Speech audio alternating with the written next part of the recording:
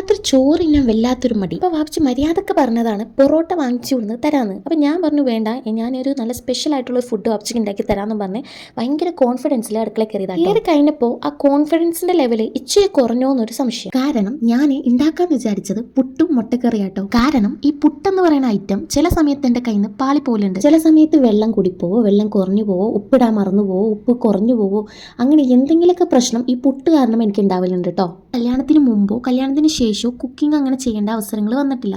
കാര്യം എന്താണെന്ന് വെച്ചാൽ സ്വന്തം വീട്ടിലാണെങ്കിലും ഇത്താത്തായും ഉമ്മച്ചിയാണ് കുക്ക് ചെയ്തുകൊണ്ടിരുന്നത്. ഇപ്പോൾ കല്യാണം കഴിച്ചു തന്ന വീട്ടിലാണെങ്കിലും എൻ്റെ സ്വന്തം ഇത്താത്ത തന്നെയാണ് അവിടെ എൻ്റെ നാത്തൂനായിട്ടുള്ളത്. സോ അവിടെയും ഇത്താത്തായും ഉമ്മച്ചി തന്നെയാണ് കുക്ക് ചെയ്യുന്നത്. അതുകൊണ്ട് എനിക്ക് അവിടെയും ഇവിടെയും അങ്ങനെ അടുക്കളയിൽ കയറി കുക്ക് ചെയ്യേണ്ട ആവശ്യങ്ങളൊന്നും വന്നിട്ടില്ല. ഞാൻ എൻ്റെ സ്വന്തം വീട്ടിലാണെങ്കിലും എൻ്റെ കല്യാണം കഴിഞ്ഞ് ചെന്ന വീട്ടിലാണെങ്കിലും എൻ്റെ പരിപാടി എന്ന് പറയുന്നത് ക്ലീനിങ് ആട്ടോ. പെരടിക്കുക, തൊടിക്കുക, അങ്ങനെയുള്ള ക്ലീനിങ്. കുക്കിംഗ് ഏരിയ എന്ന് പറയുന്നത് ഇത്താത്തായും ഉമ്മച്ചിയുടെയും ഏരിയ ആട്ടോ. എനിക്ക് മുട്ടക്കറി ഉണ്ടാക്കുമ്പോൾ ഏറ്റവും ഇഷ്ടമുള്ള പരിപാടി എന്താണെന്ന് വെച്ചാൽ മുട്ടയുടെ തോല് കളയുന്നതാട്ടോ. പറഞ്ഞ പോലെ തന്നെ ഞാനിപ്പോൾ പുട്ടുണ്ടാക്കിയപ്പോഴും വെള്ളം കുറഞ്ഞു പോയിട്ടോ.